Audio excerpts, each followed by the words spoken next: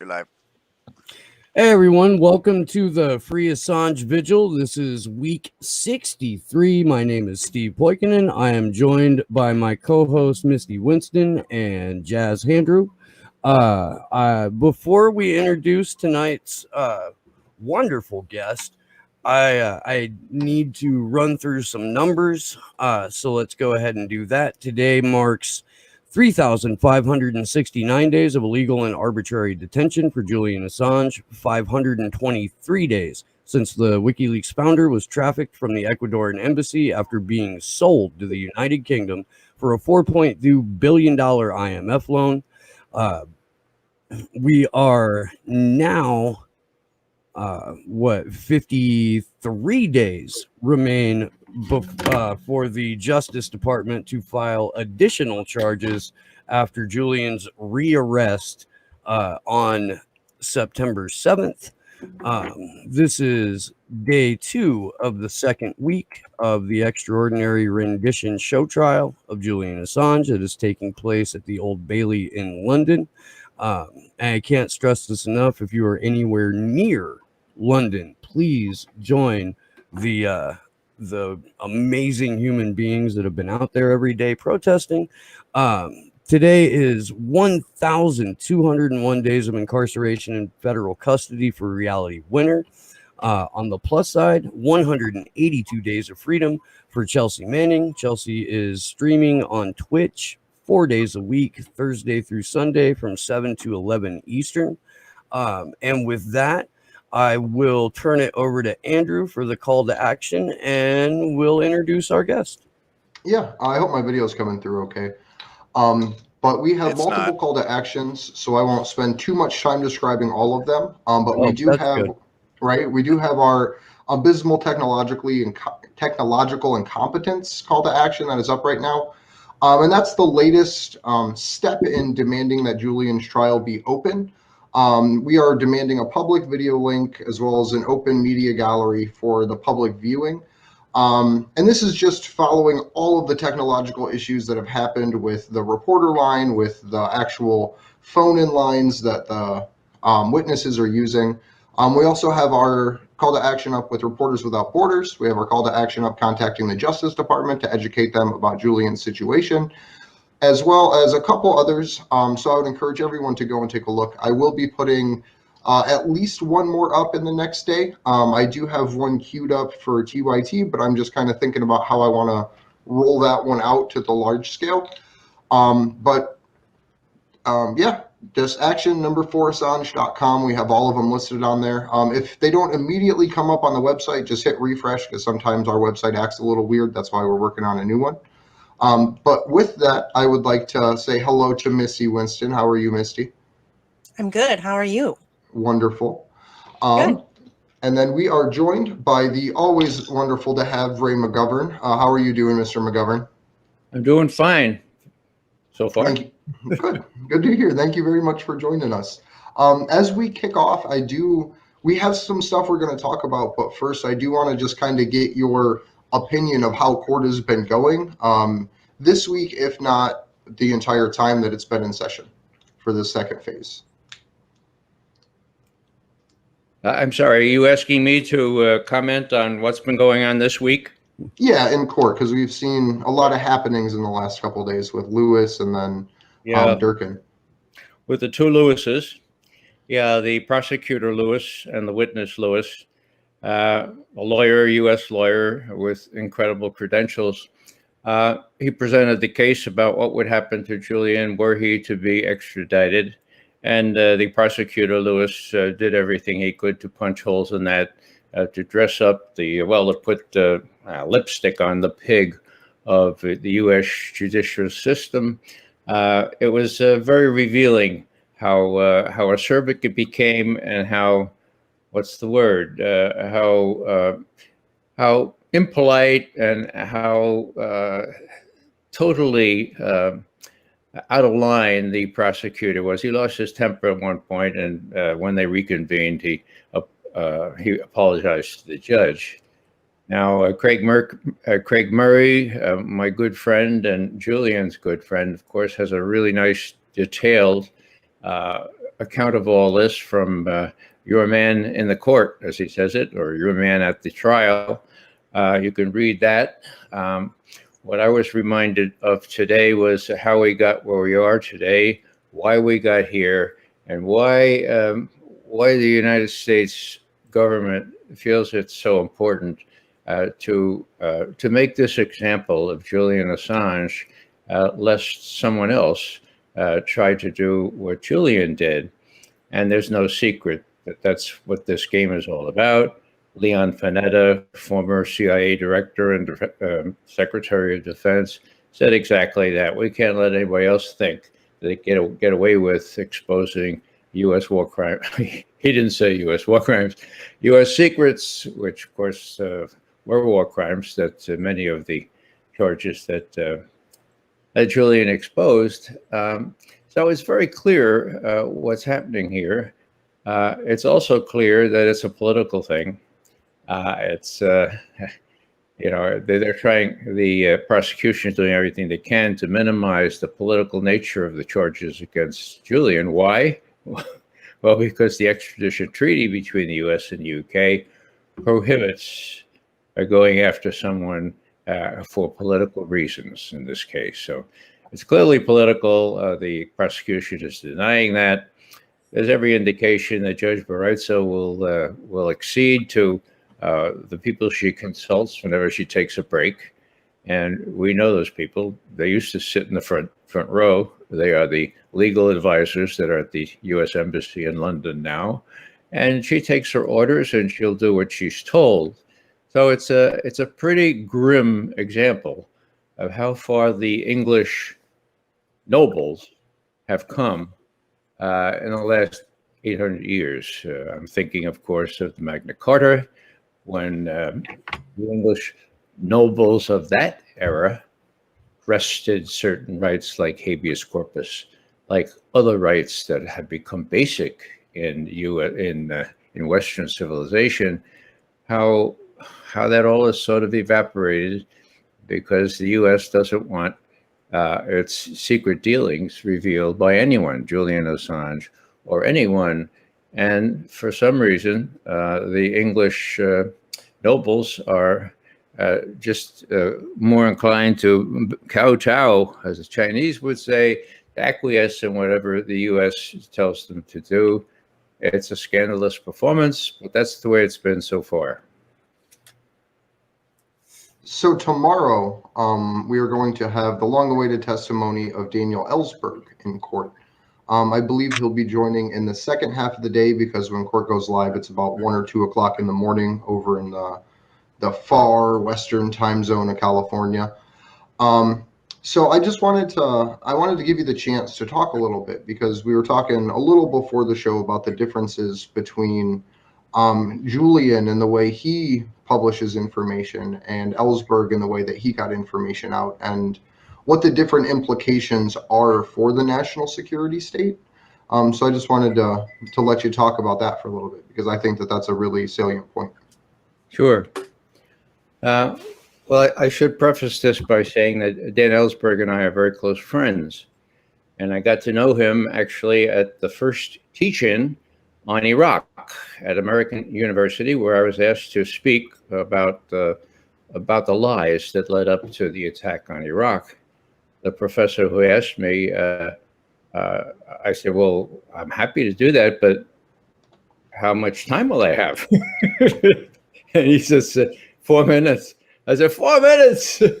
There are 100 lies. Okay, I'll do it in 4 minutes. One of the points I made in those 4 minutes was that these things have to be whistleblown, you know? There were, my guess is there were about 100 people in the intelligence services who knew that the intelligence had been fixed around the policy. Those words are used advisedly because that's exactly what the head of MI6 in London told Tony Blair. Well, that's before the attack, and it wasn't revealed until a year later. So they knew what was going on. Why is it? Why is it that not one of them, not one of my old friends who knows, who has a conscience, who saw what was going on, who saw what Cheney was doing, and how George Tenet and the others were just kowtowing, why he or she didn't do something to make sure Americans knew what was going on before the calamity of the attack on Iraq. Now, our record on that stands up to close scrutiny because we saw what was going on, and we warned the president on the very day of Colin Powell's speech that this would lead to catastrophe. We told him, we gave Colin Powell a C for content, and we should have flunked him outright.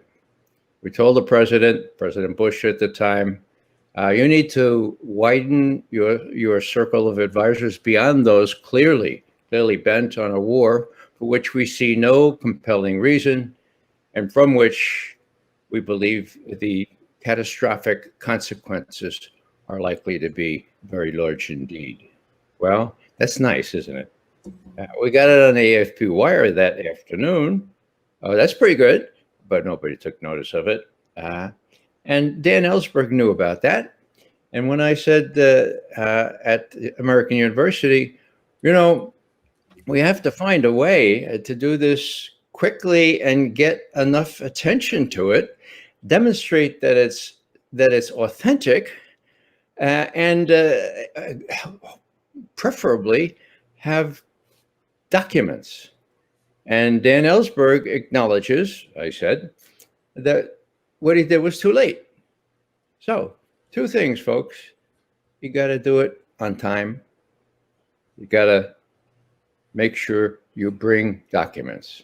Now, as I finished my little 4-minute speech, which became 8 minutes, who in the audience was there? Dan Ellsberg, when we met for the first time, and we've been talking ever since. He said, "You're exactly right." Now, that was 2003. 2004, we got together in Washington, and what we did was set up something that we call the Truth-Telling Coalition. Now, what was that all about? Well, that was to advise people who should have spoken up before the war in Iraq that, it is possible to do this, that Dan Ellsberg did survive and didn't spend the rest of his life in prison, and that it's really your duty. And is it hard? Yeah, it's really hard. But, it's really your duty to do this. We had a 1.5-page statement here, and we had concrete suggestions as to how to get help from the ACLU, from POGO, the Project on Government Oversight, people willing to help anyone who had the guts to blow the whistle. Now, again, none of the intelligence analysts blow the whistle. The operatives, of course, never blow the whistle. They're doing the operations. I must mention here that 3 State Department Foreign Service officers did quit on the spot. One in Ulaanbaatar, Mongolia, Ann Wright. One in Washington, a special lecturer at Georgetown University, John H. Brown, and Brady Kiesling, who was the political counselor at the U.S. Embassy in Athens, quit on the spot.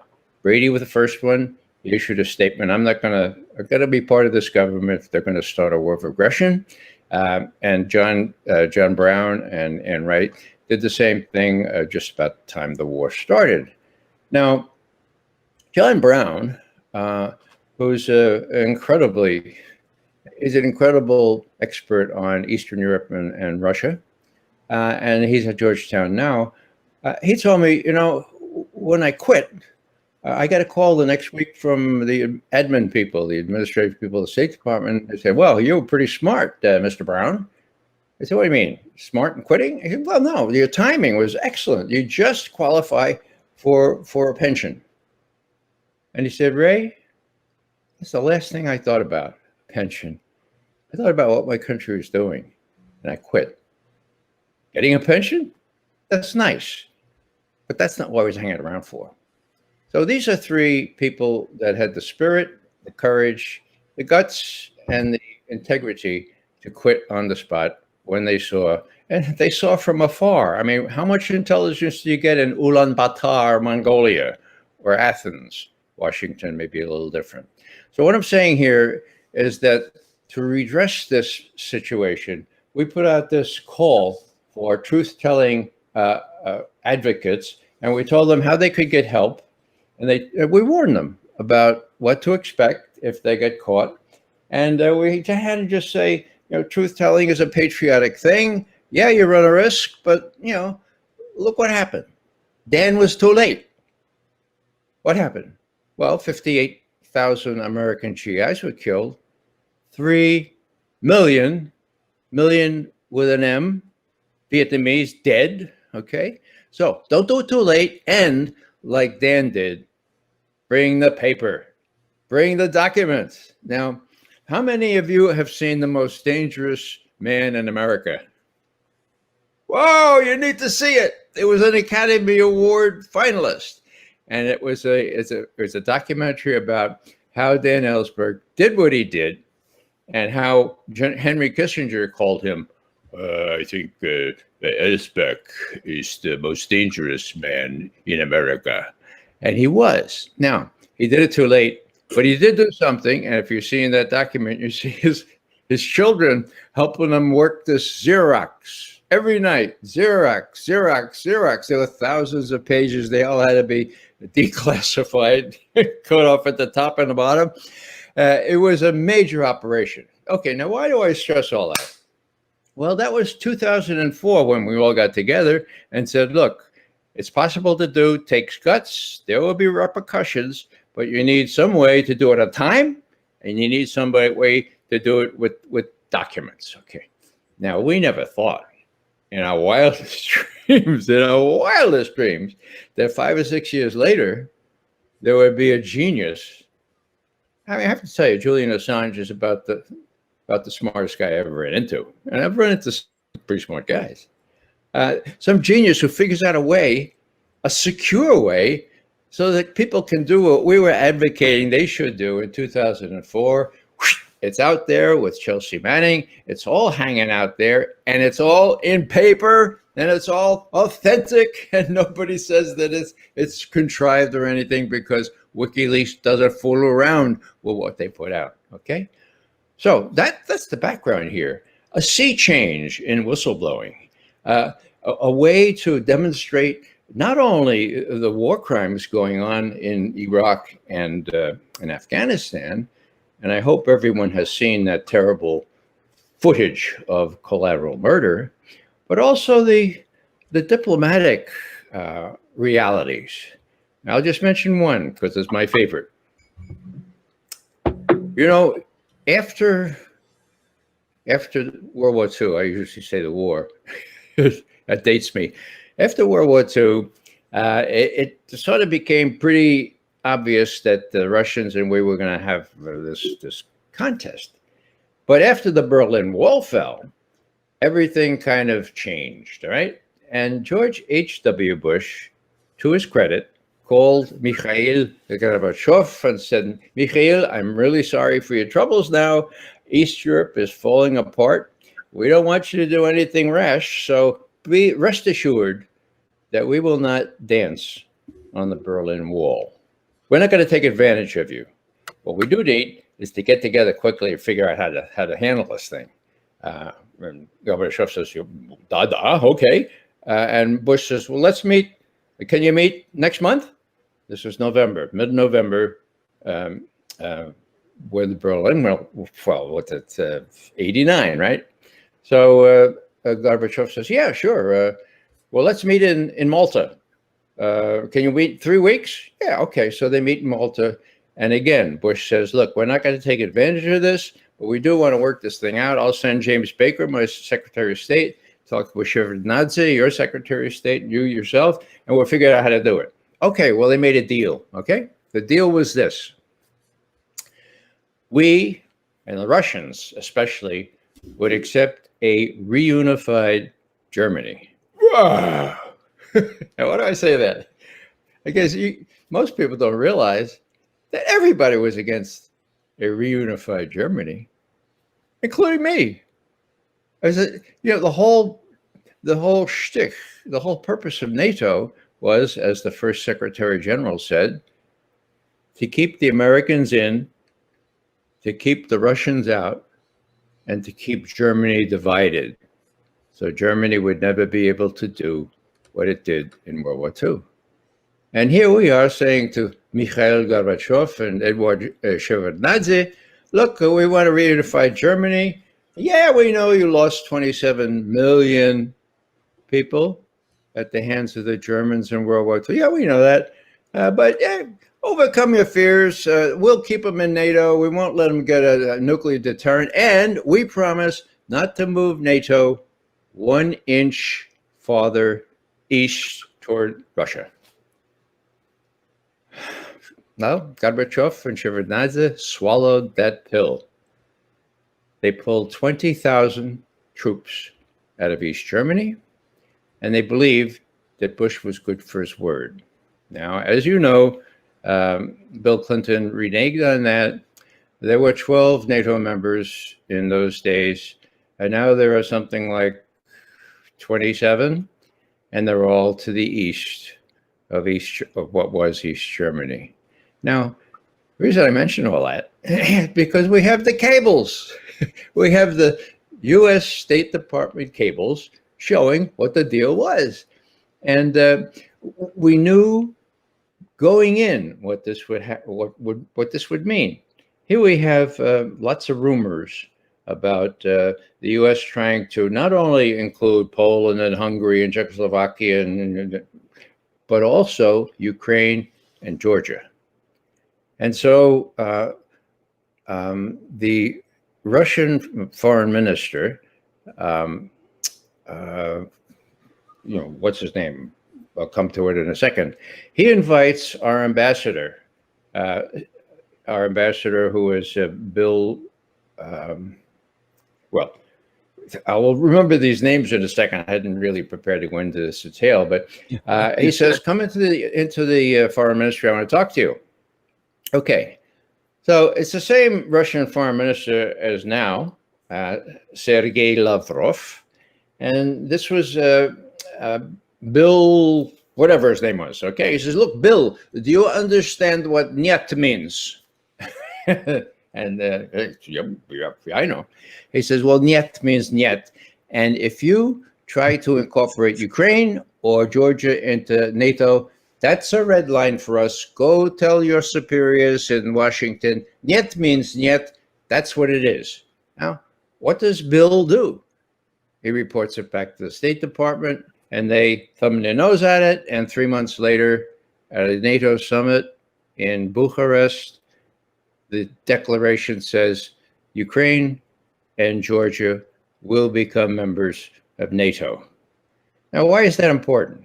Well, it's important because people don't believe what McGovern says. I don't know why, but they don't, all right? But if I have a piece of paper that looks exactly like all the State Department cables from Moscow that I read during my career, which must number about 3,000, okay? If I have that piece of paper, then it's indisputable. It's authentic, ipso facto. And so those are the kinds of things that Julian revealed. We can't have that. We can't have that, okay? And so they decided to make an example of him. Now, as things worked out, of course, they used all kinds of ruses, including this. It's by the old intelligence playbook. You accuse people of sexual misbehavior, rape, and stuff like that. It's out of the. It's the old technique, and none of it was true, as Niels Meltzer has testified. Niels speaking fluent Swedish and going into those records and saying they were fraudulent, they were falsified by the police. I wonder who told the Swedish police to falsify those records. I think I have a good guess. Anyhow, that's how Julian Assange ended up. And the point is, of course, that when Dan Ellsberg, and please do see The Most Dangerous Man in America, when he had his little kids working the Xerox machines into the wee hours of the night, he had it right. He had it that you needed paper, you needed documents. Now, Xeroxing all that stuff so much and having all this stuff to dump on the press. Well, it worked, but it was by Dan's own admission too late. Okay. Now here comes Julian Assange. Xerox machines? Forget about it. Time lapse? Forget about it. Authenticity? No problem. Okay. Now you can't have that sort of thing. And Julian still represents a threat to the powers that be. Now, I'm saying Julian in broadest terms. Julian or those who would have the conscience and the guts and the acumen to do what Julian has done. Think about 9/11. Think about it. My NSA colleagues who were in office, working hard at very senior levels at 9/11, knew and found out that NSA had the information necessary to stop those attacks. Kirk Wiebe and Tom Drake believe that General Hayden, who is heading up NSA, purposely hid that information from probably everyone but Dick Cheney, who we reason told Hayden, don't spread that around. Don't spread that around. In other words, it wasn't spread around. We're searching for the reason why. There was all kinds of information with the CIA, with the FBI. With the FBI, they had Moussaoui. They captured this guy. The Minneapolis guys in the FBI were on the alert. They had good contacts with the people training these pilots. And Moussaoui was really strange. He was interested in learning how to fly a plane, but didn't care much about taking off or landing. Hello? He also had lots of money. He paid in cash. So these guys devised a device to arrest him, and they got him, okay? And they got his computer. And it was a violation of the immigration statute or something like that. And then they said, look, we got to get into his computer. This guy's bad news. We might be having a hijacking. The head of the FBI office in Minneapolis said, look, if we don't get into those computers, next thing you know, you're going to have attacks on the tall buildings in New York. That's what you're going to have. It's on the record, folks. That's exactly what he said. He was denied permission. Now, we asked people.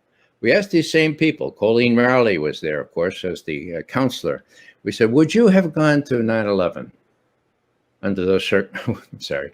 Would you have gone to WikiLeaks under those circumstances? And the answer was yes. The same with respect to Bogdan Zakovich, one of our veteran intelligence professionals for sanity. He ran the red teams for the Federal Aviation Administration. They could penetrate any airport, any airplane, anytime. And he was so frustrated for 2 years before 9/11.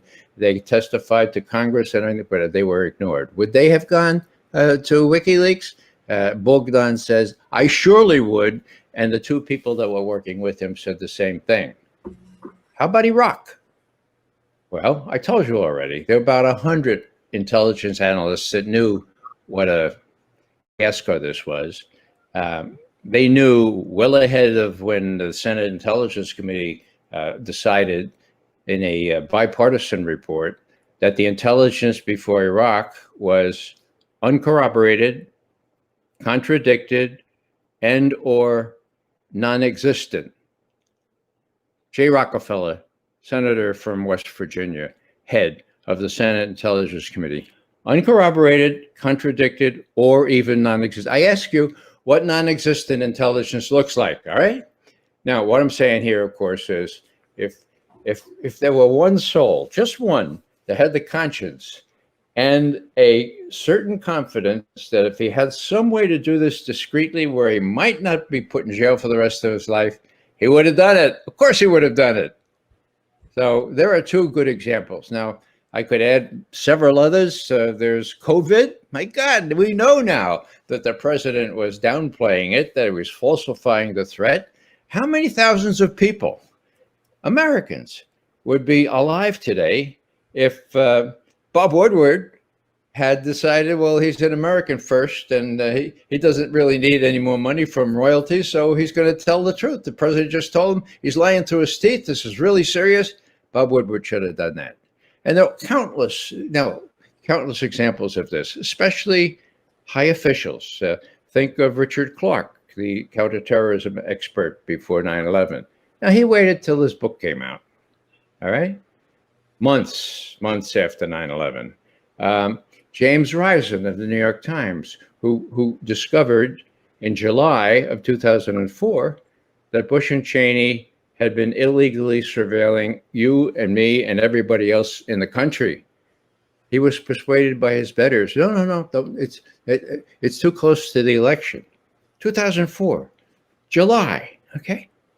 Now, Risen was not allowed to tell that story until December 2005, because he said, hey, my book is ready, and that's a chapter in my book. Then and only then did the New York Times publish it. Now, I asked James Risen in a public meeting, I said, did you ever think of being a whistleblower? You know, did you ever think of maybe saying, hey, this is more important. Do we want 4 more years of George Bush and Cheney? Or, you know, maybe I won't get so many royalties on my book a year and a half hence. So he said, well, we don't do that. So what I'm saying here is that what Julian Assange has shown is that if you're smart enough, you're technically driven enough and knowledgeable enough, and you show yourself to be authentic, and you can protect your sources, well, he's the whistleblowing method of the future. And you know what he's done, not only with Iraq and Afghanistan, the State Department cables, and countless other things, Guantanamo and Israel. He hasn't, you know, what he gets, he publishes. Not least the DNC emails that showed that Hillary Clinton had stolen the nomination from Bernie Sanders, pure and simple. It's right there in those emails, okay? That's why they hate him. And they also hate him for one more reason, and that is that in March of 2017, he got leaked to him. Now, it's not like Julian Assange hacks things. He got leaked to him what's called Vault 7. Now, just a word on Vault 7, and I'll stop this little monologue. Vault 7 was a bunch of CIA offensive cyber tools, okay? Now, when Julian announced he had them, and mark this, please, he said, the revelations in Vault 7, the various kinds of cyber tools, are more comprehensive than all the information that Edward Snowden revealed in Hong Kong when he came out and revealed those information. Wow. So what have we seen? We've just seen the tip of the iceberg. But in middle of March, Julian published the cyber tools that showed, for example, that one of them could take control of your car and make it go 110 miles an hour and crash, and you'd be dead. And we know that has happened, okay? Another one was, you think your TV is off in your bedroom, but it's really on, right? And if you don't have video and audio, at least you have the video, you have the audio of what's going on in your bedroom. That was another tool. But on the 31st of March, 2017, Julian revealed the most damaging one, and that was called Marble Framework. Marble Framework? Yeah, that's just the name of the tool. What did that allow you to do? Well, that allowed you to hack into a computer or a server, disguise who it was that hacked in, and leave little telltale signs showing that it was somebody else. Ooh. Now, we learned from this document that they worked in 5 languages: Persian, Arabic, North Korean, Chinese, and Cyrillic, Russian, okay? So those Russian breadcrumbs those Russian things that were left behind to show that it was Russia that hacked into the DNC computers or server puts a little suspicion on who was really responsible for that. Not to even mention that this guy, Guccifer 2.0, is demonstrably a fraud. We think we know who we don't use he, she, or it for, we use non-sexist language for Guccifer 2.0, but we think we know his initials at least. Anyhow. Are they CIA? Well, no, I'm thinking JB. First name John, last name I forget what it is. Anyhow, what's at stake here, and what happened right after that? I mentioned it was March 31st, right? Well, less than 2 weeks later, on the 13th of April, Pompeo gets up there at a think tank in Washington and says, Julian Assange is a demon. Now, don't laugh. I didn't have much truck with demons. But if the Secretary of State or the head of CIA believes in demons, my God, we have to take that seriously. All right? Okay. He says he's a demon and he's a non-state hostile intelligence agency. Oh, wow. There's a new animal, isn't it? Non-state hostile intelligence agency. Well, they went after him then big time. They put the screws to the Ecuadorians. Julian was isolated pretty much from outside correspondence for a while. And then about a year later, he was dragged out unceremoniously from the Ecuadorian embassy in London. And he looked like this. And I should probably explain that's why I look like this. Probably even look worse than Julian did. But I thought that there needed to be some concrete way to identify, to express solidarity with Julian and what he had been through. And this is the only thing I could really think of. And I noticed that some of the beards are very prominently in display here. Andrew's not the least. And I compliment them all for being part of the Julian Assange Beard Association. I could talk for a while more, but I wanted to give this background because this was a whole new animal, a different of genus, not just species, a way that you could do all the things that Dan Ellsberg wished he could be able to do on time. What we appeal to folks to do, all of us, several of the signatories turned out to be members of Veteran Intelligence Professionals for Sanity, as well as Dan Ellsberg and others. And finally, all of a sudden, out of the blue, comes this incredible method, which allows you to do this securely, quickly, and with plausibility, because there is authentic verification of these documents. Now, governments can't have that. Because if that's known, and if people get away with doing that, then people who know about unnecessary wars or 9/11 or COVID-19, for God's sake, then if they have a conscience at all, if they have a smidgen of the conscience that drove those 3 State Department Foreign Service officers to quit on the spot, well, now they have a way to tell the whole world. Except now what they're doing to Julian is going to make it even more difficult and make people more reluctant to do this kind of thing. It won't shut it off because there are enough good people in the world that will do it anyway, do it some way, and find a way to exploit the technology that is far beyond the Xerox and quicker and more authentic than anything you can imagine. That's a real threat for governments that thrive on secrecy. And in my view, that's why they're going after Julian Assange, my good friend, with such vigor. Ray, real quick, you had mentioned watching Collateral Murder at the beginning of your story time there, and I wanted to show you a picture from one of our actions in DC last week. I don't know if you can see it on the screen or not, but we did a a light projection onto the front of the Department of Justice building, and we showed Collateral Murder, and we showed Juan Passarelli's documentary, and we played a couple of Action for Assange's teach-ins. And I think that right there is just one of the coolest pictures that we got from last week. Bravo.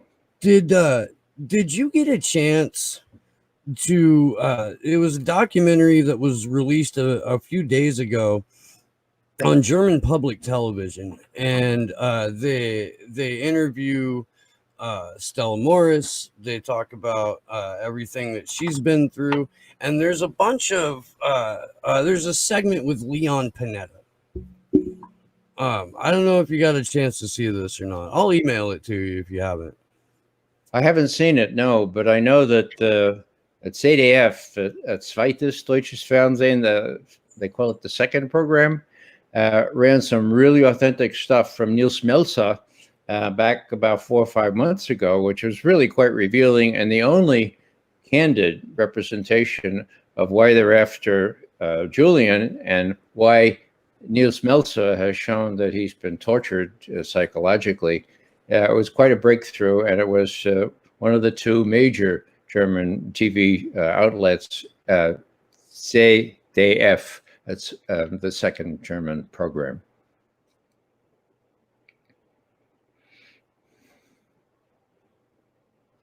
You're muted, Steve. I'm muted, dang it.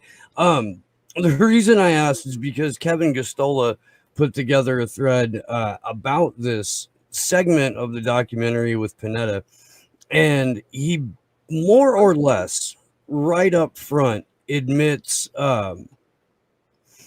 let's see, there it is, that the entire reason for this case and this prosecution is exactly to hold up Julian Assange as an example to would-be truth tellers and say, look what happens to you if you dare publish factual information about the U.S. government. He says, let's see, quote, all you can do is hope that you can ultimately take action against those that were involved in revealing that information so you can send a message to others not to do the same thing. It's a direct quote from former CIA Director Leon Panetta outlining the entire purpose of the Trump administration going ahead with this trial. That can't surprise you, but I would like to expand on this a little bit. Like how prevalent in the CIA is it for people to have this sort of desire to punish whistleblowers? Quite prevalent. Oh, and journalists and publishers. Well, that's why I mentioned Panetta. I'm in debt to Costola, who does a terrific job. Kevin does, and what he said was proof positive, in my view, that this is a case where it's a political case and expressly ruled out in terms of a way to proceed against someone according to the U.S.-UK extradition treaty.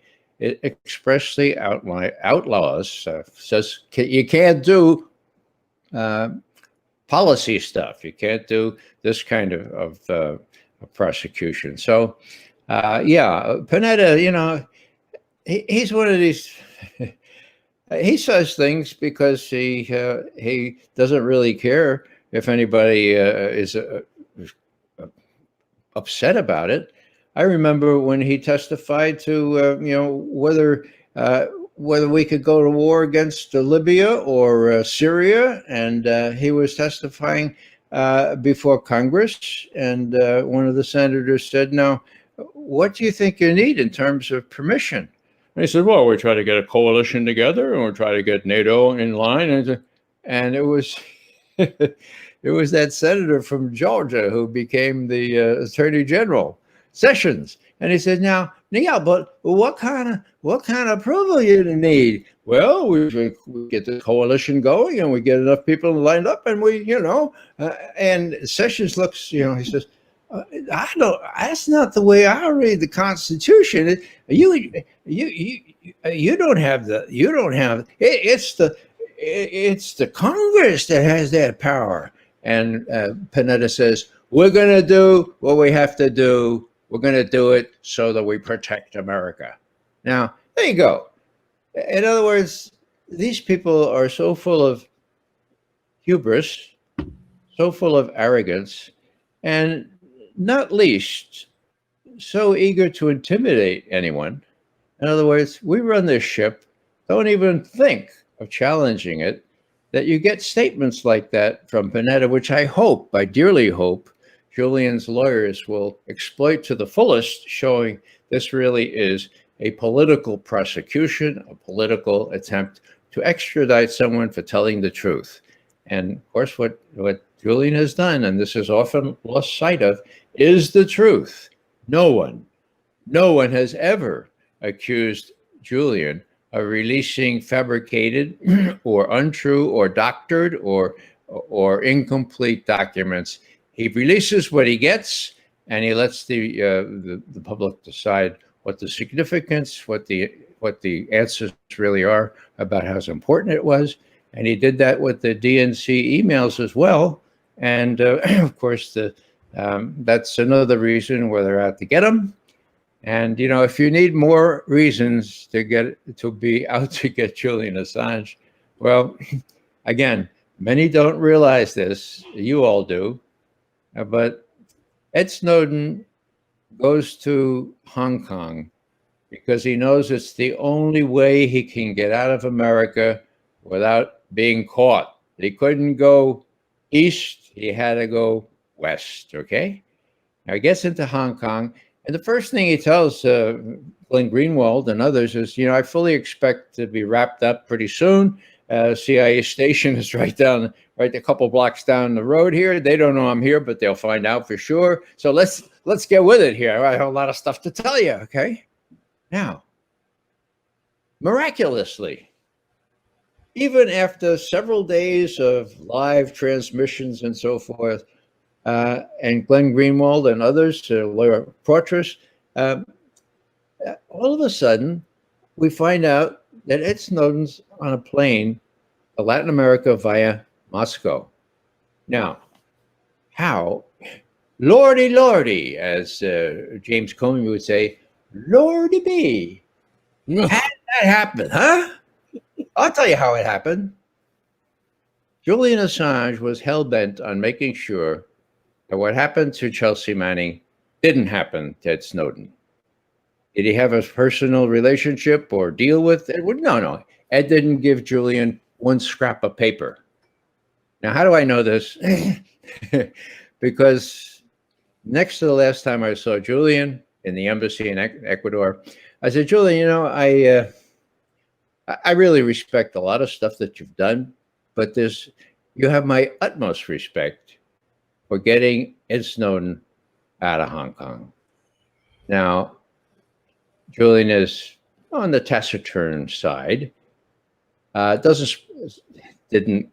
Usually didn't display a lot of emotion, but he jumped off the sofa and he said, yes.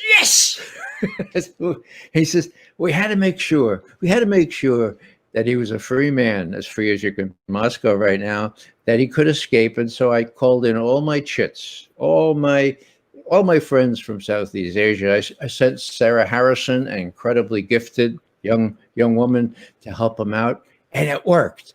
We hit him in some little slum of Hong Kong where I had contacts nobody else would even go, okay? So what am I saying here? I'm saying this guy, Julian, is a real threat to our democracy, right? Look at all the things he's done in revealing things and getting Ed Snowden free. Now, of course, Ed was headed to Latin America. The only reason he ended up in Moscow was because the U.S. State Department revoked his passport as he was in the air from Hong Kong to Moscow. So where's he going to go? Well, I would have to say this. The Russians, to their credit, said, look, international law requires that if you ask for political asylum under these conditions, we will give it to you. Now, I'll just add one little thing here. Everybody says, Putin bad, Putin bad, Putin intelligence, Putin KGB. Well, Putin was KGB. So think about his outlook on life. He's got to make this decision. Ed Snowden has given away the family jewels.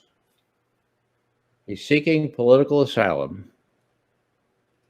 Do I want to give an example to my former KGB colleagues that it's okay to give away the family jewels and somebody will give you asylum, political asylum? I'll bet that Putin really went through some gyrations as to what he should do. And I just say outright, he did the right thing, not only because Ed Snowden's a friend of mine, but because international law requires it. Nobody has had the guts to do it. And ironically, Ed is safer in Russia and wherever he is in Russia than he would be in Bolivia or Cuba or any place like that. So these ironies play big and strong. And if you need yet another reason for the U.S. to go after Julian Assange and to just show that you cannot do these things and get away with it, we're going to put you in a hole in Colorado for the rest of your life.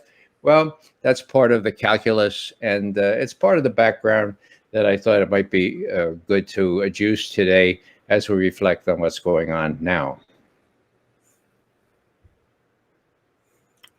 I don't want to get yelled at for dead air, but I do want to give Misty a chance here, because last Tuesday it was really convoluted. We had, just because of we were shooting in front of the DOJ and it was hella loud, and we had on Mike Bellington from the Executive Intelligence Review, who was both incredibly supportive of Julian Assange and a free press and WikiLeaks, but also like wrapped in this sort of adorable fantasy that Donald Trump was somehow like a very good guy and also totally in charge of the country, except for all of the times that he's not in charge of the country, which is completely centered around the case of Julian Assange. And my freaking laptop, I pulled a QC Lewis. My laptop was running out of battery and I had to go real quick.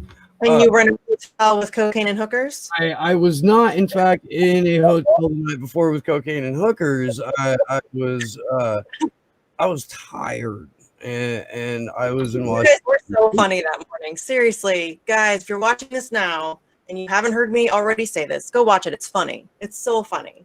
It cracks me up. You guys were so tired, and you just called me out. You just called me out now, kind of a little bit, because I'm like been really quiet, and I just like you called me out, and I'm like, oh yeah, we're hosting a show. When Ray's on, I just like kind of listen. Then I kind of forget I'm hosting a show, and it's like, oh, story time with Ray. Here we go. You know, like I just sit back and listen, and I kind of forget where I am for a second. So, yeah, I still think that Ray needs his own show. He needs his own show. Story time with Ray. I would totally watch that. Totally. Make it a 15-minute segment on Slow News Day every other week. Yeah. That'd be amazing. Oh, but you got no questions? No? Oh, yeah. Yeah. Sorry. I was just, I kind of want to know what Ray thinks about is he noticing a kind of groundswell of support suddenly? Because I kind of want to believe that there is one, but I don't know if it's actually happening or if it's just me being wishful thinking. But it's also like 24/7 what I'm doing right now. So, I'm kind of in a bubble. But are you seeing any more support? Have you, seen any more people talking about it? Have you seen any, I don't know, just more action kind of, in discussions about the Assange case in general? Yes, I have, Misty, and it's encouraging.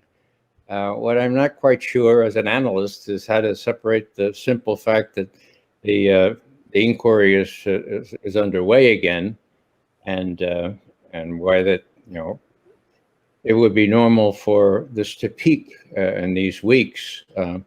But I'm encouraged. There are a lot of people that are realizing what the difference is here. And, when I think about the treachery, the cowardice of the mainstream media, well, isn't that being held up to ridicule here? The New York Times, I remember writing an article 2 years ago where a lawyer for the New York Times says, well, we benefited from Julian Assange, and now they're trying to prosecute him. And, well, luckily they can't prosecute him because that would mean we'd be prosecuted too. So we'll be thankful for small favors. There is a First Amendment here. And well, that was 2 years ago. Now the New York Times, the Guardian, and all those people are bloodthirsty, are kind of just following the diktat from Washington as they normally do. When I say normally do, no, that's not right. I've never seen it so bad. I like to think this is abnormal. It has been a trend. Oh my God, I've never seen the mainstream media so. I mean, here's an example. How about the Russians paying bounty to the Afghan terrorists to kill American soldiers? Oh yeah, let's talk about that for a second, talk because about that was special. It's ridiculous is what it is. And the fact that anybody, come on, you guys, it's been like, what, 4 years of this, and every single bombshell is like completely upended and debunked. And it's embarrassing at this point that people are still talking about it's a real thing. Yeah. Well, the general McKenzie came out and said, we have nothing to confirm that now. And of course, that was completely missed in the press. In other words, if they mention it, it'll be on page 19 under 2 ads for very attractive bras. I mean, it's a travesty. So there are still members of Congress calling on Trump to speak on it. I mean, just 2 days ago, I think Tammy Duckworth tweeted out that it's a shame that President Trump has been silent on the bounties or whatever. And I'm like, lady, that's been debunked. Why are you still talking about this? Well, they watch Rachel Maddow, you see, and so do all my friends. Not all of them, but I go back to New York where I went to university, and I have these discussions with my friends, and they look at me as though I literally have 2 or maybe 3 heads. Yep. The bizarre things that I'm saying, because they know what the New York Times has said. And of course, they don't know what the New York Times has not said, like the Russian hack theory has gone bust from the horse's mouth testimony of CrowdStrike's president. They don't know anything about that. And you know what? They don't believe me.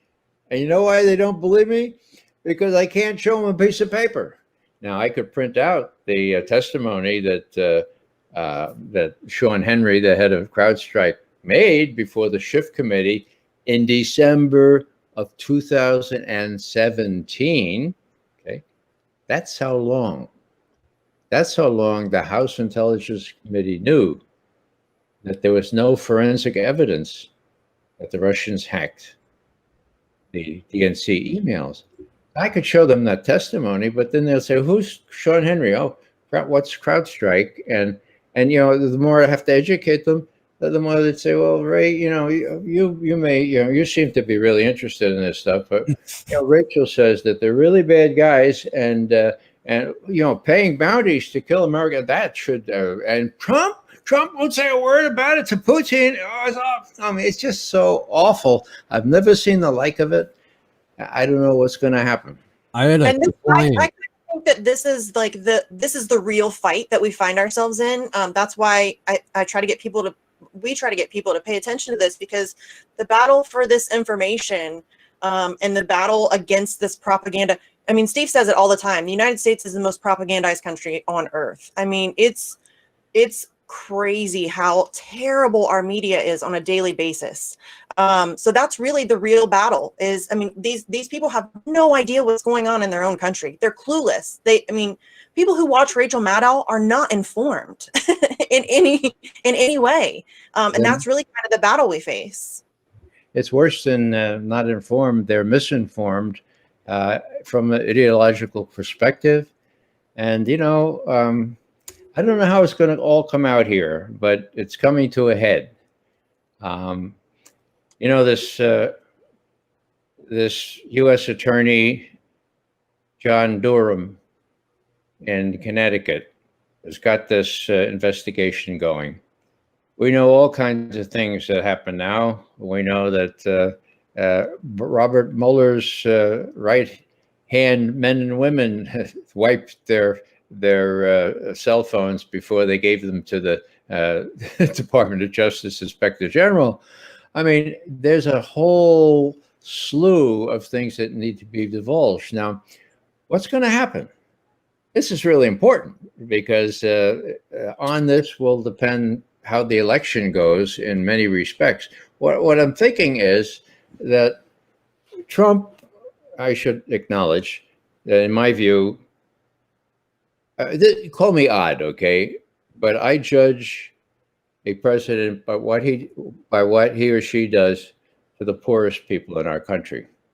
And I buy this Judeo-Christian Muslim ethos, which says you take care of the widow, the orphan, the refugee, the emigre. And in that respect, Donald Trump is the worst president we ever had. I say that every time I talk, but you know what? That doesn't mean that everything he says is a lie. Just 95%, okay? When he talks about the deep state, when he talks about efforts to prevent him from becoming president and emasculating him when he became president, he's telling the truth. And guess what? The people who did that to him, were so sure that Hillary is going to win that they didn't even take rudimentary steps to hide their tracks. So it's all in computers, it's all in hard copy, and Durham has all of it. Now, what's he going to do? Well, that depends on whether Trump has any courage at all. He's not big on courage, but he's been warned. He's been warned by Chuck Schumer publicly that you don't cross the intelligence community, the deep state, because they have 6 ways to Sunday to get back at you, okay? And they do, okay? So is Trump going to face them down? Is he going to tell Barr to tell Durham, look, let it all hang out. Let it all hang out now before the election. You don't have to prosecute anybody now, but let it hang out.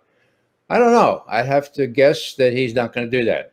If he doesn't do that, the deep state wins, and the deep state will be even more alive when Joe Biden comes into office and they come and say, now, Mr. President-elect, we have this dossier, and we haven't approved. A lot of it's not corroborated, but we have this dossier on you.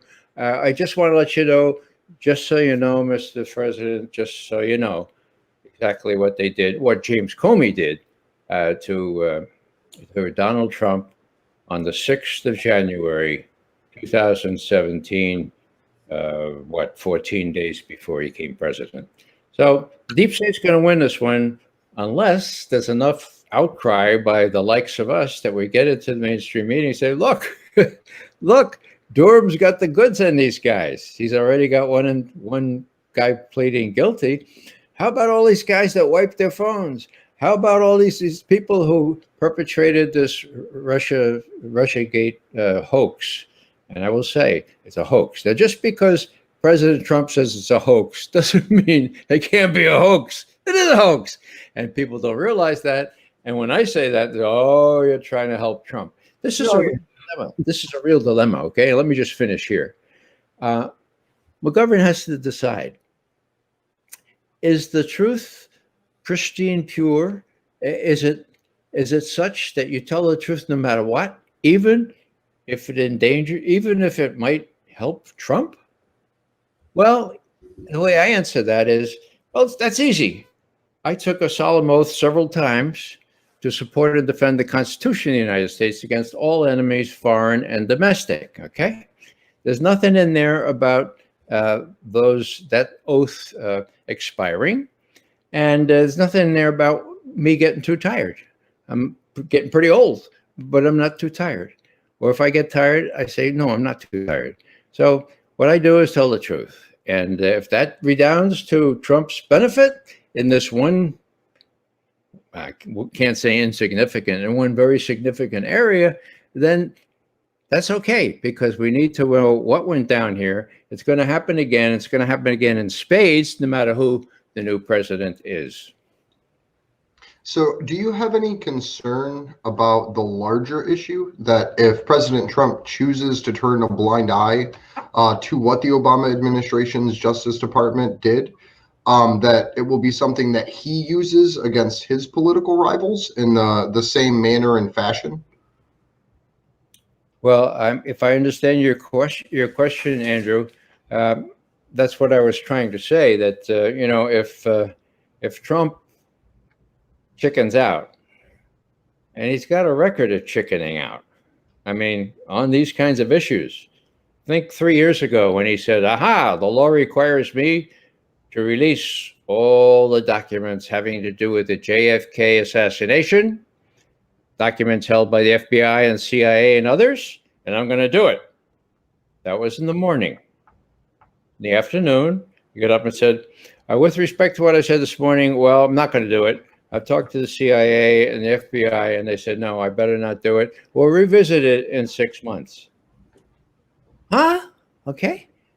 Oh, so McGovern made a little note in his paper calendar there, inquire in 6 months. I don't know if anybody else inquired, but when I did, everybody said, what was that again? What? We don't remember anything like that. So there's a concrete example, and it's very germane because, in my view, it was this combination of CIA, FBI, National Security Apparatus, Joint Chiefs of Staff that did John Kennedy in. And that was the cornerstone moment there. That was the liminal moment. And ever since then, these people have been far too close to full power and never closer to full power than now under the Trump regime. So I want to pivot a little bit here back to the court proceedings that we had go on. And I want to most specifically ask you about what you think of the way that court has been progressing. Because on Monday last week, we saw, I believe it was Mark Feldman's testimony get cut short because of technical issues. So we lost the second half of the first day. Mark Feldman had to then testify in the second day. So we lost the second half of the second day of the trial. The third day proceeded as normal, which was last Wednesday. On Thursday, we had QC Lewis, the prosecutor Lewis. I believe QC actually stands for Queen's Counsel, if I'm not mistaken. I got corrected by that in chat on Monday. But we saw him forget his laptop charger, forget all of his official paperwork, not be able to connect on the video, but only audio. And then Mrs. Dobbins waved the Corona flag. Proceedings were suspended. So we lost half of day one, half of day two, and then all of days 3 and 4. And then yesterday, we actually had court get closed up early again because of perceived technical issues. So we have, out of the 6 or 7 days of the court proceedings that were supposed to have happened, we've had about 4 full, maybe 5 full days of court at this point. And I was just wondering, as someone that's more inclined to sort of understand these kinds of things, do you think that there will be further delays and that the court trial will stretch out past the 3-week point? Or do you think that the U.S. prosecution will just motion to dismiss witnesses due to time constraints? Well, as the Germans would say, jetzt bin ich überfragt. Now I am over-asked. I don't know. I'm not a lawyer. It would be anybody's guess. So I'm going to punt on that one, Andrew. That's fair. Did you have any other impressions from court? Because we've seen QC Lewis, the prosecutor, multiple times now loses cool with witnesses, loses cool with the judge herself on 2 separate occasions, one most recently having to apologize.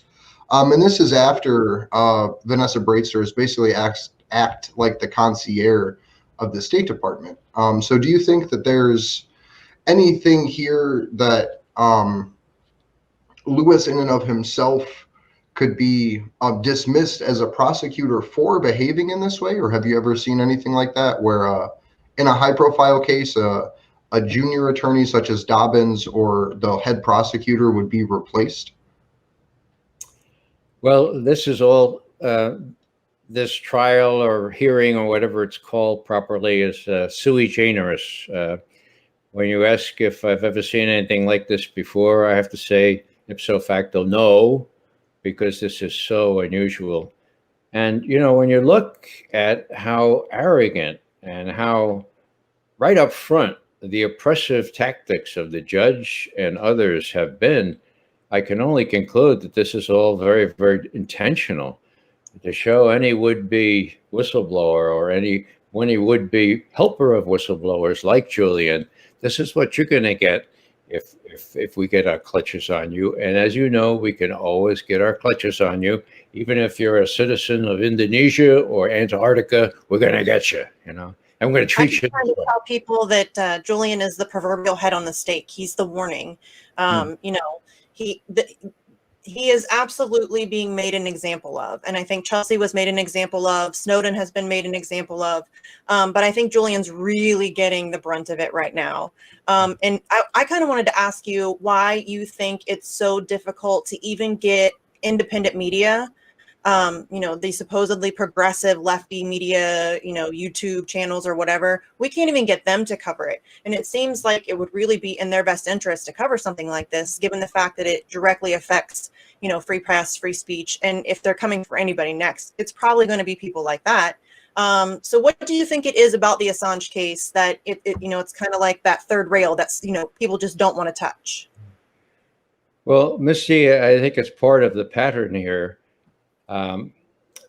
Who has reported that the head of CrowdStrike has said there's no forensic evidence that the Russians hacked into the DNC computers? Who has reported that? Probably Jimmy Dore, maybe. Yeah. Okay. Probably. I'm sure the guys have. I mean, I don't know. Amy Goodman reported that? I doubt it. Now, that's interesting. You laugh, but that's really sad. I mean, No, I laugh because I don't want to cry. Yeah, I still have a lot of love for Amy Goodman. I'm sad. I am. I know that in there is a real journalist who has sat feet away from Julian Assange and had wonderful, meaningful conversations with him. And to watch her go into full Trump derangement syndrome and like down the Russiagate rabbit hole, and yes, Glenn Greenwald was on, and yes, he got to present an alternative view on that show, but he didn't change the minds of the hosts, and he didn't change the tone of their coverage, and it's just it's heartbreaking. Yeah, I agree, Steve. It is heartbreaking. It's she does an incredibly good job on domestic things. You know, whether it's the Native Americans or whatever it is, it's just terrific journalism. Now, I've known Amy a long time, and she's a very, very bright person. So I think I can only conclude that she considers it necessary to bend with the wind here. You mentioned she had really good early conversations with Julian Assange. Yes, but later, a couple of years later, when they agreed to talk about some discrete topic, she surprised them with, at the end, she said, "So what about Oliver Stone there, huh? How about Oliver Stone? But what do you think about your conversations with Oliver Stone?" Now, Julian was visibly upset. That wasn't part of the deal. And he dismissed it by saying, I don't have any truck with Oliver Stone, and I've never had any dealings with him at all. And that was the end of the interview. So even Amy, having been there, she'd been in the same place I have at the embassy, interviewing him and sensing the real deal there. Even she bends with the tide here. And so when you ask me why the alternative media has also been, has it been in Truth Out? No. Has it been in Common Dreams? You know, they used to publish my stuff automatically. I'd write it for Consortium News, make sure they knew about it, and next day you'd see it in Common Dreams or Truth Out or Counterpunch. No. They don't do that anymore. And I'm saying to myself, what the heck's going on here? Even with the alternative media, not to mention the mainstream media, it's pretty insidious. And that's why it's up to us, actually. That puts more burden on us, but also more opportunity. If we're the only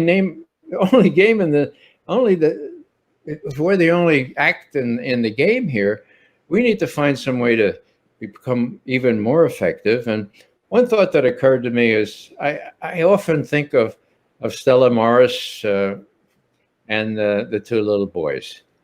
Now there is Julian and Stella's two little boys, Max and Daniel or Gabriel. Gabriel, right? So those pictures, images, photos are worth a million words. My notion is to have that. This is the Assange family, okay? This is the people who are immediately affected. No father for 2-3 years, okay? No father forever? Are we going to do that to somebody who's a journalist? There has to be some strain of human conscience left in most people that we can adroitly, smartly use what's out there staring us in the face to good purpose. It's not exploiting anything. It's just saying, look, this is a human problem, for God's sake. Look at the humans that are most immediately affected. We're all affected in the end, but this is what's happening now. There must be a way we can do more of that, in my view. One of the things that I think would be super impactful, especially with the trial happening right now, that Steve and I and Missy have tried to encourage other content creators to do, is get on when the trial starts, get on a live camera at 5 o'clock in the morning on the East Coast, 2 o'clock in the morning on the West Coast, and literally just read through the live tweets as they're coming out until noon East Coast time. Because you can get, if you have Mohammed Almazi, Kevin Gostola, at Defense Assange, and a couple of these other tweets up, the live tweets coming from the journalists, you get a full perspective of the courtroom, including what's happening outside. So that's something that I would really like to try to encourage others to do. I'll be able to do it for the full third week of the trial, which, as dark as it is to say, like, I am happy to try to be one out of 7 billion people on the planet that are reading these live tweets as it's happening, so people can actually understand the true sense of outrage that's happening with Julian's case in real time. Because when you read through the tweets, just reading them in your head, you don't get a full sense and you don't always grasp the full context. But just going, like on Monday, I was able to do 2 hours from 5:30 a.m. till 7:30 a.m.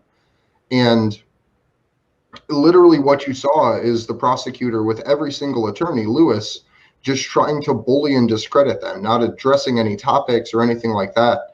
And it almost gets lost in the shuffle unless you are in real time going through each and every one of these statements that they're making.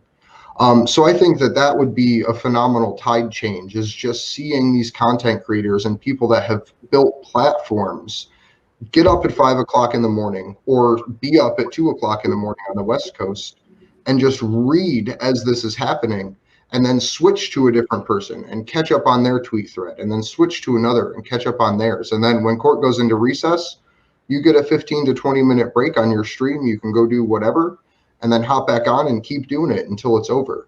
Because there's not any major coverage that's going line by line with this.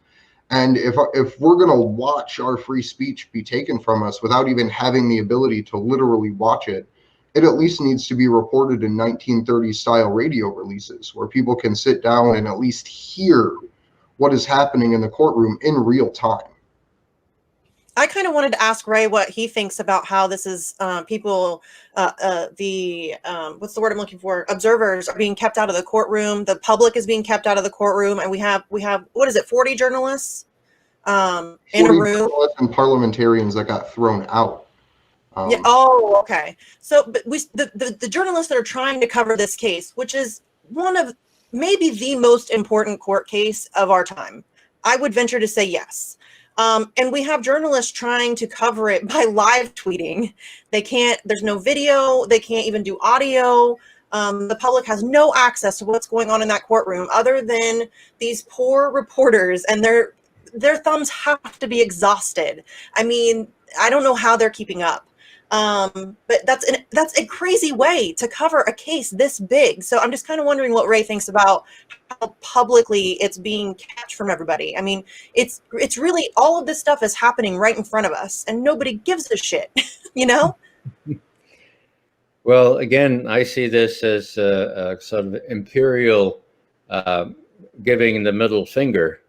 We don't care how draconian this seems. We don't care how out of order you think we are, or how extra legal. We're going to do this, and even though this is a political case and we're not allowed to do this, we're going to do it anyway. And there's, if you want to watch this thing, well, you could do that. We're not going to make it easier for you. And so it's just a kind of a arrogance, an imperial kind of hubris. That won't quit and is actually intended to dramatize who has the power here and who doesn't. I don't know how much time you have, Ray, but I was wondering. Trevor Tim did such a magnificent job dismantling QC Lewis, and I think that's probably what prompted him to forget to go home and forget his laptop charger and forget to have his papers, and basically have one of his underlings call in sick and use the magic phrase COVID-like symptoms in order to have that extra long weekend to prepare for Monday. In terms of witnesses driving home the point about the precedent that this will set and the political nature of it, is there anyone who stood out to you that has just been able to effectively communicate that?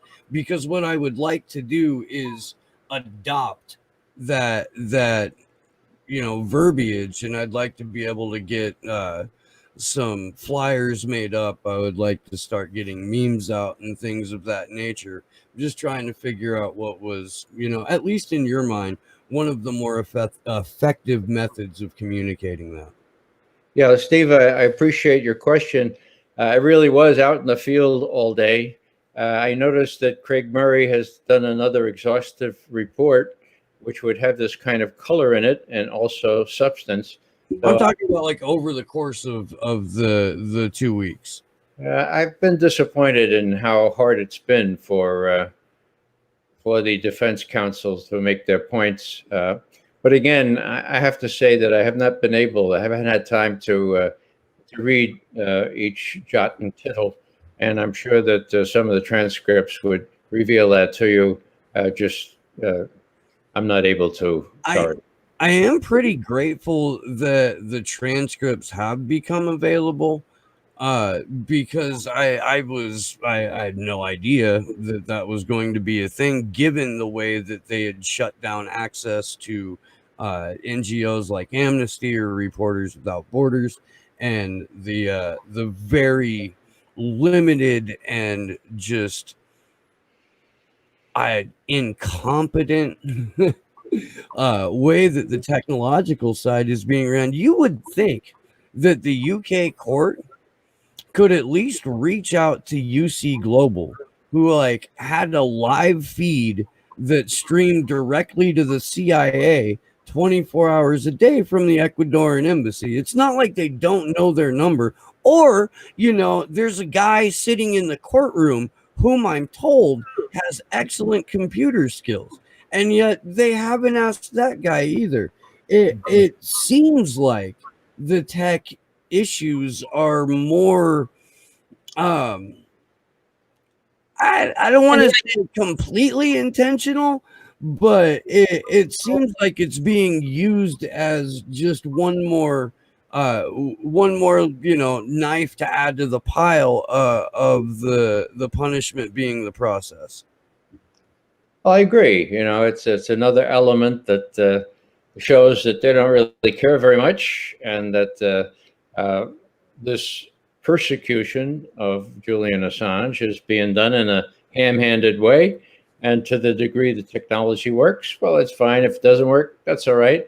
And not least, if this is delayed as possible, well, I think that Craig Murray was right initially when he said they just as soon Julian die in prison. This would solve lots of problems for the UK as well as the US. And he is, of course, being psychologically tortured. That we know because the UN rapporteur for torture has proven that with the help of psychiatrists. So, to the degree they want to make this point that, what's happening to Julian Assange, now he's dead. What's going to happen to you if you try to do anything like it? Well, all this kind of nonchalance about how professionally they proceed technically really is part of this attempt to show that they don't give a rat's patootie about what's really going on technically.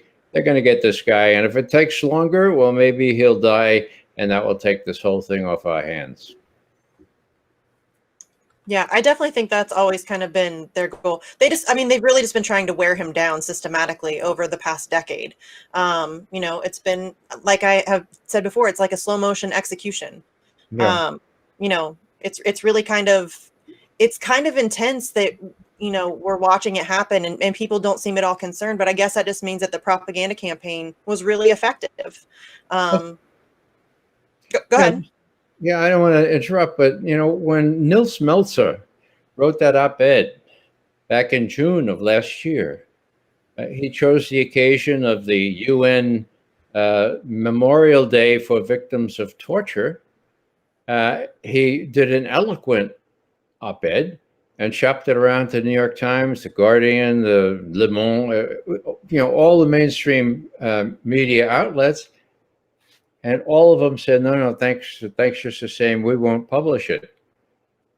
And he ended up giving it to the Medium, and they did publish it on that specific day.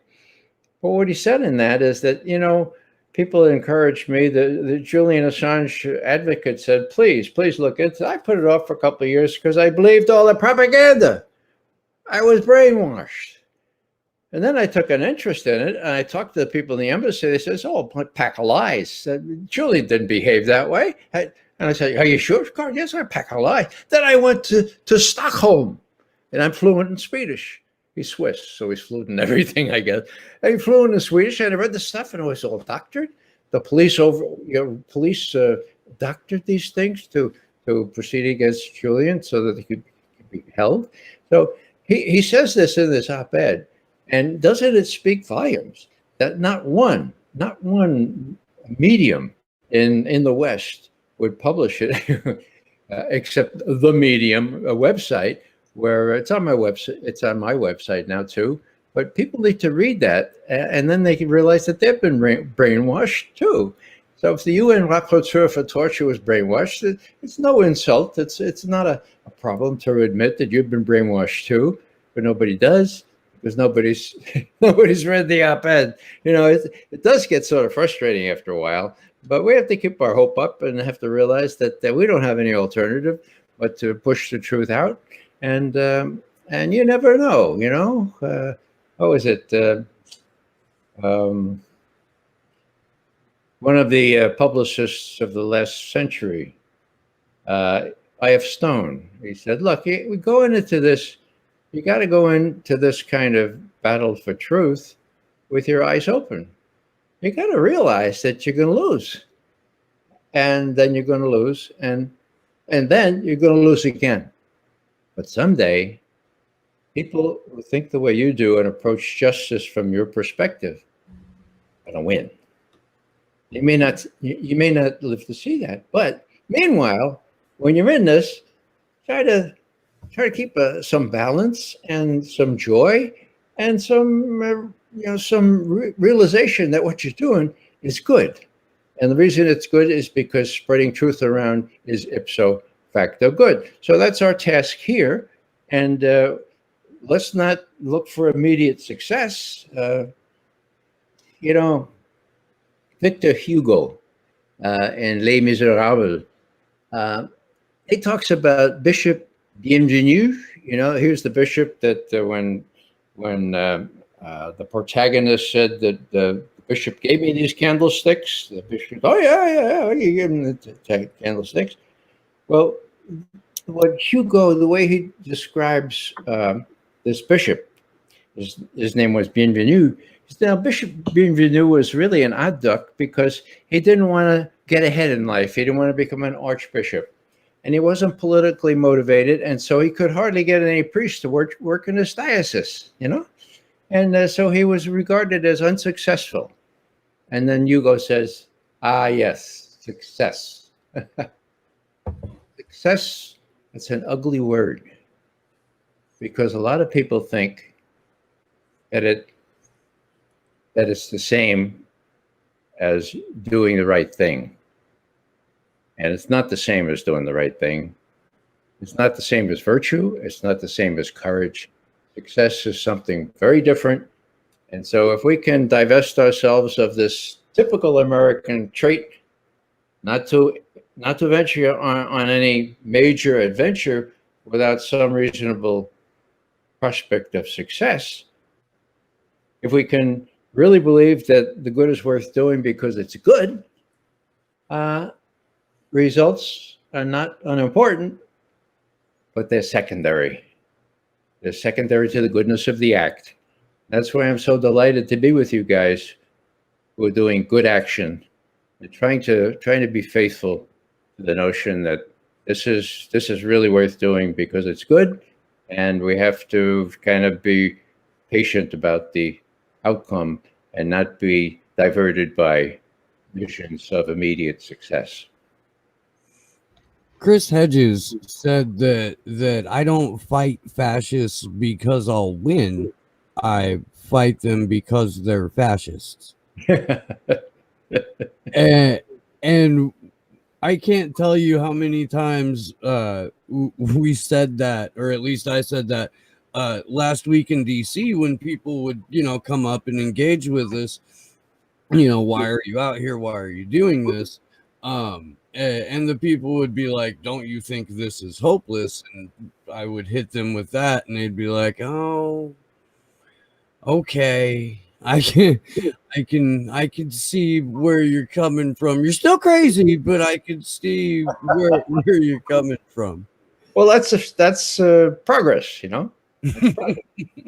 But Ray, I'm not very good at being patient, friend. I don't know how. Tell me about it, Misty.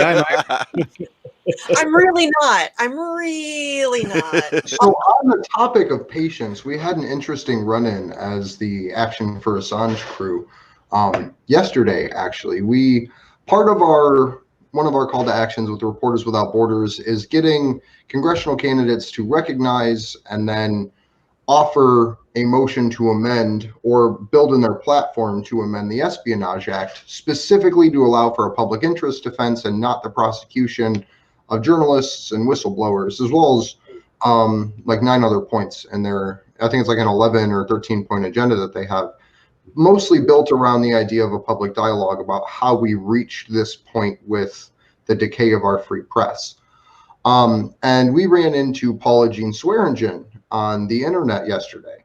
And she is someone that is fancied as an outsider candidate. She is on our email list for the Reporters Without Borders action that we have up right now, which is literally just emailing congressional candidates. I've put multiple different lists together for different contingencies that I see as politically powerful, at least within their spheres. But it was pretty interesting because there's this paradox that happens when you start asking someone, even as respectfully as can be, hey, can you comment on this? Can you make a statement on this?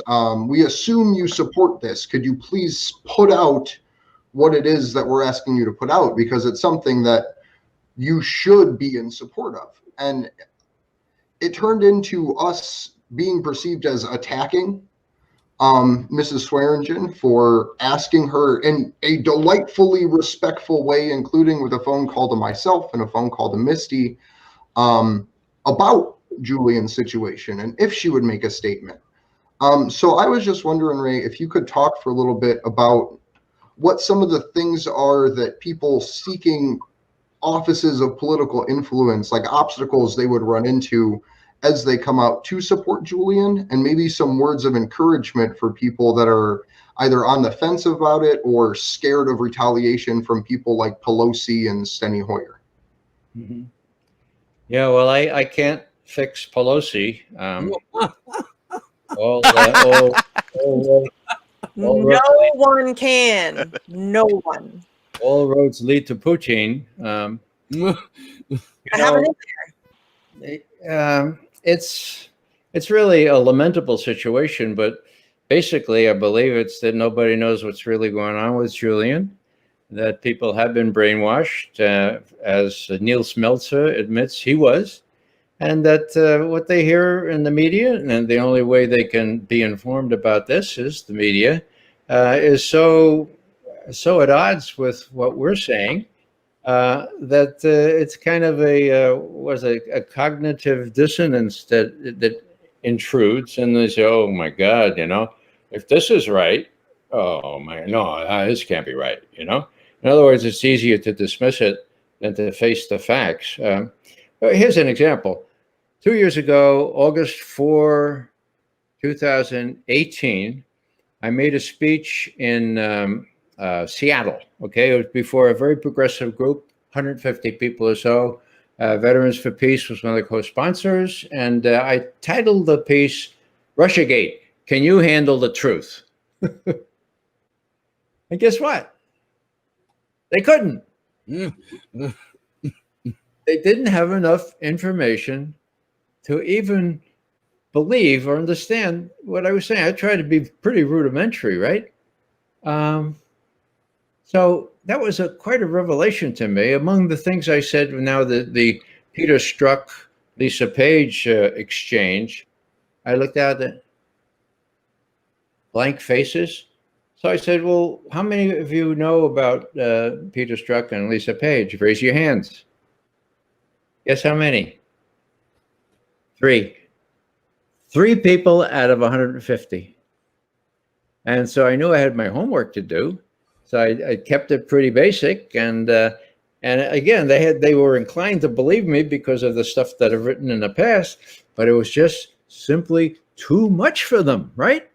And so when it was all over, they were very polite because of, sort of their friend, but none of them, maybe except maybe those 3, had a clue as to whether they should accept this very strange interpretation of what was going on. My motto, or my keynote for that whole thing was, "There's no there." Now, who said that? Well, Peter Strzok said that. When did he say it? He said it after 4 months of looking for a Russian connection with the Trump campaign. Why did he say that? He's talking to his lover, the lawyer for McCabe, the deputy director of the FBI, Lisa Page. He says, I don't know if I should. It's really hard. Mueller wants me to join the team that's going to do the investigation of Russiagate. But Lisa, I'm reluctant because I know there's no there. Okay, so I finished saying to these folks, you're going to find out in due course that Peter Strzok, not knowing there would be a transcript of what he said, was right. There was no there. Now, when was that? That was August 4th, 2018, just before the midterms, right? So did Mueller know there was no there? And if so, why did he string this investigation out so that Trump could be under this cloud up to and through the election? Well, we know what happened. Democrats took back the House. And so in March of the following year, finally, Mueller comes out and says, there's no there, okay? So this is how crass the whole thing is. This is how politicized it is. This is how, unconscionable it is when we have these very, quote, universally highly respected lawyers like Mueller running these things for partisan purposes. So all I'm saying here is that that was very distressing. 150 very progressive people, but they got their news from Rachel Maddow. I made fun of her at one point, and people said, and they read the New York Times and the Seattle Times, and they don't know what's going on. So, it's kind of exciting time because those of us who do know what's going on have a kind of open field, kind of fertile field to plant these seeds and let people know what's going on. I did a lot of study of classics, and if you're looking for a good guideline on how to start a speech like this, go to Cicero, who said that the key to get your points across in rhetoric is to render the audience benevolent, attentive, and docile, okay? In that order. So you do something to make them benevolent, and I tried to do that in this speech. Attentive, they were attentive enough. Docile, not so much, because there's too much of a challenge, okay? Now, last thing I'll say is that speech, however distressing it was for me afterwards, has gotten last time I checked, 225,000 views on YouTube. So what the hell, look at it and see if there was no there then in August of 18. There's no there in March of the following year. There's no there now. We have actually know from the head of CrowdStrike there was no forensic evidence. But we have lots of stuff to deal with. The idea is to find audience that are willing to be made benevolent, attentive, and docile. One of the big successes that we had in our first week out in DC was just that, in the way that you describe it. But it was actually outside the Lincoln Memorial, where we had essentially a captive audience of about 50 to 75 people, depending on the time, that were literally just sitting on the stairs. And I don't know if you know this, but you and Bill Binney made a surprise appearance at the Lincoln Memorial, because we went back and played our 1 year anniversary, the 25th week of the Free Assange Vigil, where we had you and Bill on. 25th. We played through that entire thing. And there were people that were coming down and like, oh, this isn't live. Like, they're not actually in this tent talking. So the conversations here also was able to extend to educate an audience that was specifically at the Lincoln Memorial, who were benevolent, docile, and captive, or whatever words you were using. But I think that overall, getting people out in the streets right now to specifically educate people is how we win this battle for free speech. Because without an informed and educated public, there's really no hope in winning any battle. And that's what the core fundamental principles of free speech are. And it may suck the way that it has to be done, literally person by person, countering whatever propaganda they've had for, I don't know, the last 10 years, if not longer. But the way that you're able to put information together and put it out in the public, I think is super important. So I just really appreciate the fact that for almost as long as I've been alive, you've been going and debunking these different things, whether it was the war in Iraq or in this case, Julian Assange's prosecution. Well, thanks. But I think we are running a little out of time here. I would like to give you the chance to let people know where to find you, Ray, and your final thoughts about Julian's court case and what you think is going to be coming down the pipe with Mr. Ellsberg tomorrow. Mm-hmm. Well, I look forward to Dan Ellsberg testifying. He is 86, I think, now, which is not too many years older than I. But he's just as alert as can be and eloquent, and one of my best friends, but also one of my heroes. I guess I forget what else you asked me to talk about, Andrew. Just some final thoughts and where people can find you. Yeah. Okay. Well, I encourage you all to do exactly what Andrew just said in terms of getting out there and spreading the word around. I see, and it's interesting little vignette about the Lincoln Memorial. There again is an example of technology, that Julian was so expert at, using it to imaginative, inventive ways. And it need not be one-on-one exclusively. You get a little group together and say, look, we got some stuff to tell you. It won't take very long, and then we'll have a little interchange. So I'm hopeful that will help. Now, with respect to Julian, I pray a lot. And one of the reasons I wear this beard is because every time I see a mirror or a window or something, I'm reminded of Julian. So I send up a little prayer asking that Julian will be taken care of. What I would like is for people to know that I think Julian has a reason to live that 99% of the people are completely unaware of. And I see those little children, those two little boys and Stella, as the reason why Julian will not give up, will not succumb to this kind of pressure, and will not commit suicide or do anything like that. So that's his reason for going, as well as the other reasons that are obvious. So I'd ask you to remember him. Those of you who think of prayer the way I do, you might want to stack up some. Those of you who want to be reminded not to dismiss Julian, because you never see him in the news, do you? Well, do something weird, like look as disheveled as he did when they took them out of the.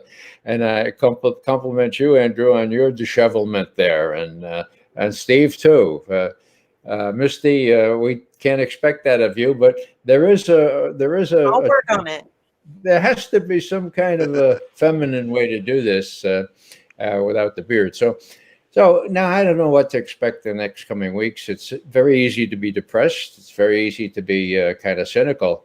But things are the way they are. And the British system, so to speak, is the way it is. And I know that very well from my Irish cousins and the way they were subjected to English justice, so to speak.